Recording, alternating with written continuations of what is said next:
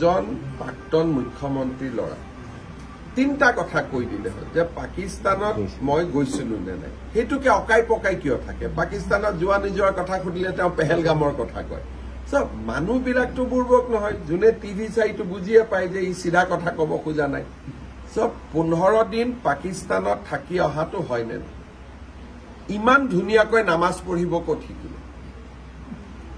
আমাৰ অসমত আৰু ভাৰততো ট্ৰেইনিং ইনষ্টিটিউট নাই সো 15 দিনতে নামাজ পঢ়ি আহিলে নেকি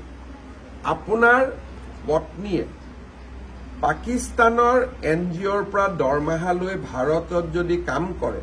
তাতকৈ পাকিস্তানী এজেণ্ট বুলি আৰু কিবা ডাঙৰ প্ৰমাণ লাগে নেকি মই কাম কৰিছো ভাৰতত মোৰ দৰমহা আহিছে পাকিস্তানৰ পৰা তাৰ বাদে আৰু কি লাগে লাষ্টত মই ইমান দিন আৰু এটা কথা নোকোৱাকৈ ৰাখিছিলো যে আপোনাৰ পত্নীৰ নাগৰিকত্ব কি আছে কি নাই বাদ দিয়ক আপোনাৰ ল'ৰা আৰু ছোৱালীটোৰ নাগৰিকত্ব কি এই কথাটো আপুনি ৰাইজক ধৰ্ম কি মই পিছত সুধিম মোৰ সন্দেহ আছে আৰু দুদিন পিছত মই কমো যে দুয়োগৰাকী ল'ৰা আৰু ছোৱালী ভাৰতীয় নাগৰিক নহয় আৰু এটো মই মুখ্যমন্ত্ৰী হিচাপে কৈ আছো প্ৰথমেতো পৰিবাৰ ভাৰতীয় নহয় বুলি কলো এতিয়া তেওঁৰ ল'ৰা আৰু ছোৱালীও মই ভাৰতীয় নাগৰিক নহয় বুলি কৈছো যদি তৰুণ গগৈ নাতিনিয়ে ভাৰতীয় নহয় অসমীয়া নহয়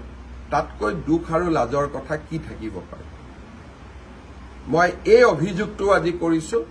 অলপমান মোকো সময় লাগিব প্ৰমাণ আনিবৰ কাৰণে কিন্তু মই কৈছো ৰিক্স লৈ কৈছো কিন্তু প্ৰমাণ সেপ্টেম্বৰৰ ভিতৰত আহিব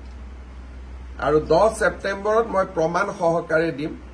আৰু মুখ্যমন্ত্ৰী আসনৰ পৰা মই এটাও অসত্য কথা ক'ব নোৱাৰো মই আজি অসমৰ মুখ্যমন্ত্ৰী যদি পাকিস্তানে মোক দৰমহা দি থাকে মই পাকিস্তানৰ এজেণ্ট হলো নে নাই তাতকৈ আৰু কিবা প্ৰমাণ লাগে নেকি নিলজ্জ মানুহে ইয়াতকৈ বেছি প্ৰমাণ খুজিব